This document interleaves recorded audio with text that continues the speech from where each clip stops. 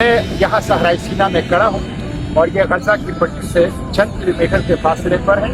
एक फिजाई पट्टी air strip बनाया है ताकि जहाज जो है कार्गो वो यहाँ पे लैंड कर सके। मैं मिस्र आया हूँ और गुज़िश्ता कई दिनों से कोशिश कर रहा हूँ कि मुझे इजाज़त मिले और मैं रफा क्रॉसिंग जा सकूँ और गजा के अंदर जो है वो इंटर हो सकूँ, लेकिन अभी तक मुझे इजाज़त नहीं मिली। आज बड़ी मुश्किल से मैं यहाँ पे गजा की पट्टी के करीब जो अरीश का एयर स्ट्रिप है उसके ऊपर आ चुका हूँ।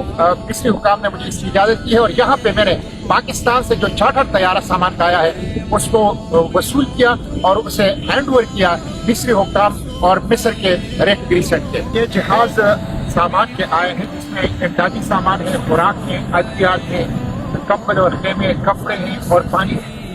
मसले का हल, गजा के मसले का हल, फलस्तीन के मसले का हल है कि इमदाद के इस सामान के साथ साथ मुस्लिम हुकूमतें असलहे की जहाज इमदाद की इन जहाज़ों के साथ साथ मुस्लिम हुकूमतें असलहे के जहाज भेजें तो तब फलस्तीन के अवाम को प्रोटेक्शन मिलेगा, तब फलस्तीन आज़ाद होगा, तब मस्जिद अक्सा आज़ाद होगा, तब इसराइल को सबक सिखाया जाएगा।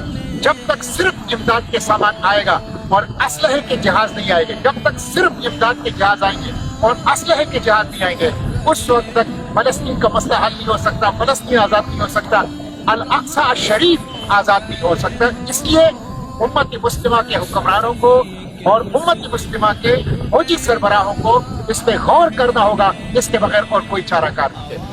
मैं ये तकरीबन 300 किलोमीटर का फासला है काहिरा से गजा की पट्टी की तरफ और ये चंद किलोमीटर के फासले पर हैं हम अब गजा की पट्टी से। मैं ये कोशिश है कि मैं यहाँ बाकी जो चंद दिन हूँ उसमें किसी तरीके से मिस्री हुक्काम से ये इजाज़त ले सकूँ कि मैं रफा क्रॉसिंग जाऊँ और किसी तरीके से मैं गजा के अंदर दाखिल हो सकूँ। ये मेरी ख्वाहिश भी है, ये मेरी कोशिश भी है। मैं इसी के लिए मिस्र में आया हूँ ताकि एक इज़ारी जहदी, एक इज़ारी तज़ियत, एक इज़ारे हमदर्दी मैं गजा की मिट्टी के साथ कर सकूँ, गजा के अवाम के साथ कर सकूँ। बड़ी बदकिस्मती है, मैं चंद किलोमीटर के फासले पर गजा के साथ खड़ा हूँ। पूरा आलमी इस्लाम इस वक्त गुलाम है, लेकिन वो छोटी सी 43 किलोमीटर लंबी और 15 किलोमीटर जो चौड़ी पट्टी है वो इस वक्त इस कुर्रे अर्ज़ में आज़ाद है।